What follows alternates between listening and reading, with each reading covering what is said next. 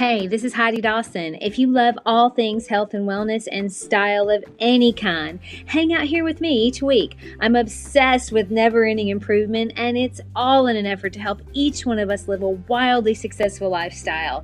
Subscribe today so you don't miss a thing. Hi, guys. Welcome to the 88th episode of the Wildly Successful Lifestyle Podcast. Thank you so much for hanging out with me today. I love connecting with you, doing whatever you're doing. And this is going to be a really great podcast to share. I think you'll be able to relate. And look, if you haven't already, subscribe to the podcast. And if you love it, give me a 5-star rating because it so helps in the podcast universe. All right, now, when I was a young girl, the religion that I was brought up in taught us that anyone that was not part of that religion wasn't happy.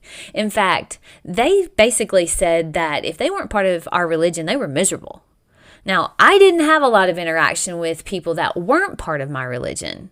But when I did start having interactions with other people, like at school, that thought didn't ring true to me. And as I got older, I realized it wasn't true at all. But because I didn't have a point of reference growing up, I just assumed it had to be true, even though it didn't innately feel right. So let me ask you a question. Are you comfortable hearing the other side of the story? Are you comfortable listening to someone you disagree with? Are you comfortable trying new things? Have you noticed the older you get, like the less tolerant you are to others, or maybe even the less adventurous you are? Maybe you hang out with only people that agree and think like you. Maybe you watch only the news that tells you what you want to hear. Maybe your social media you're noticing is filled with people that feel the same as you so that you think the others are crazy. A while back, mine started to do that. I started even wondering in advance if a person I didn't even know would feel the same way as I do, or if they're on the other team. How in the world did that happen? I'm pretty open about the fact that I love people. I can stand in a room and find something I love about anyone in that room. I promise you I can. Then all of a sudden, here I am, and I'm wondering if that random person believes this or that, or would they dislike me because I look different from them? These were things that were actually going through my crazy brain. And this is not normal for me. But I had allowed myself to fall into the trap of pigeonholed social media and bias. I sometimes would even justify it by saying, well, I don't want to dislike this person because of the way they believe, so I'll unfollow them or mute them or whatever it is that you have to do. When did that become okay? Why was I so afraid of someone that had a different idea of the world? Why does it even matter? This isn't a problem with the other person. This is a problem with me.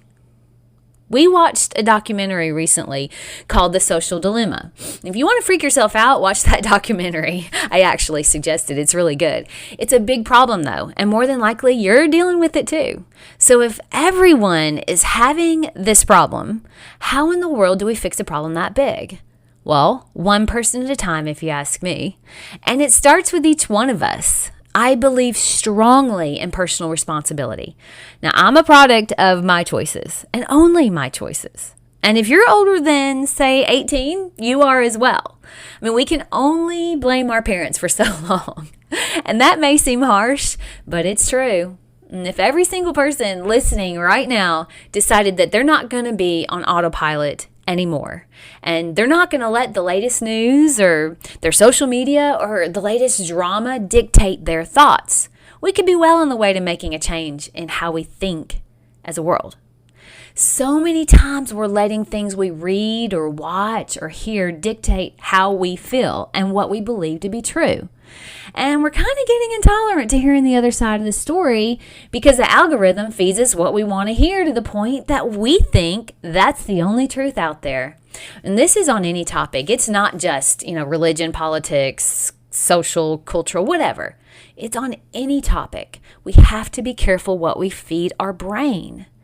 The world is changing very quickly, and the way we learn and how our young people learn is changing as well. It used to be that children just sort of lived the way their parents lived, and their worldview didn't change much from that. But now, with the internet, which is also called the World Wide Web, hello, the world literally is our oyster, and that's a really good thing, but it can be dangerous as well. We have to be so careful what we feed our mind. Now, I've said this before, even with my design practice. We are motivated by what we see around us. I mean, what our friends and family do and how they even style their homes, how they dress, and how they wear their hair. When I was in interior design school, we were encouraged to get the Interior Design magazine, which is mainly commercial design, and it's really kind of contemporary. I noticed my eyes started sort of wanting to design things in the style of that magazine, which I liked, but I didn't love. It didn't feel like, it didn't come naturally to me. So I started making sure that I balanced out my eye with other styles like magazines like Architectural Digest, Veranda, Milieu, and Elle Decor. This allowed me to pick what I liked best and develop my own style without being too pigeonholed into one design style. See where I'm going with that? With the internet now, we have the possibility to do and see anything. We do not have to be pigeonholed into what we see or hear in our immediate surroundings.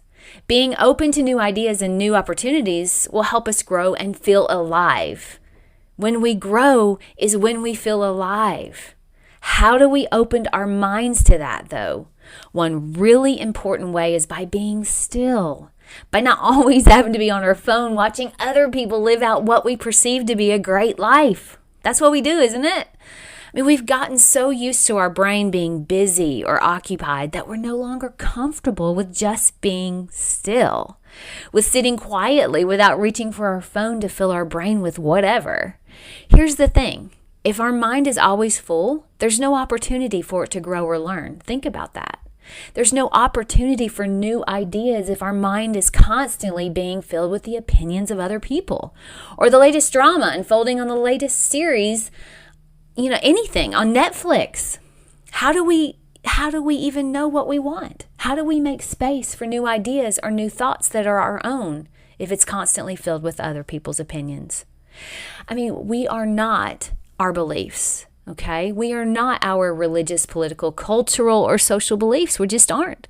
We're human beings going through each day trying to do and be the very best that we can be. I believe that about us, and most of us are. I mean, I like to think that anyway. I was listening to a podcast last week with John Mackey, the CEO of Whole Foods, who was saying to look at beliefs kind of like your clothes. And I loved this. I thought it was really good.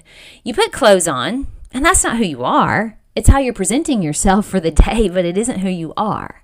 I mean, if you're like me, I look back at old pictures and I'm appalled at some of the clothing choices I had. I was just like, oh my goodness, where did I think that looked good? But at the time, they were probably stylish. Maybe. I mean, that's kind of how our beliefs are. More than likely, you aren't the same person you were 5 years ago. And more than likely, due to life experience, your beliefs are probably not the same either. And you know what? That means you're growing. This is a good thing. Now, I've started asking people on my Wednesday Wisdom what truly makes them happy. And so far, no one has said money, new cars, or big homes. It's usually something about relationships or purpose.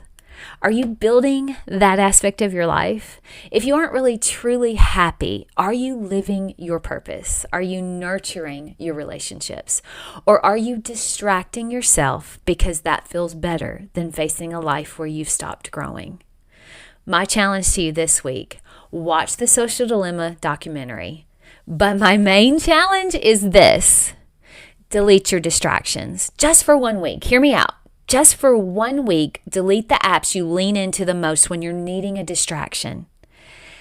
And then add in one good habit to fill that extra time you're going to have that allows your mind to be still. Maybe a meditation app like Calm. I love that one. Notice how your thoughts change. Notice your brain will do what it's meant to do, which is to be thoughtful and curious about new things. Who knows? You might like it so much you never want to go back. I love you guys, and I'll talk to you in a few days.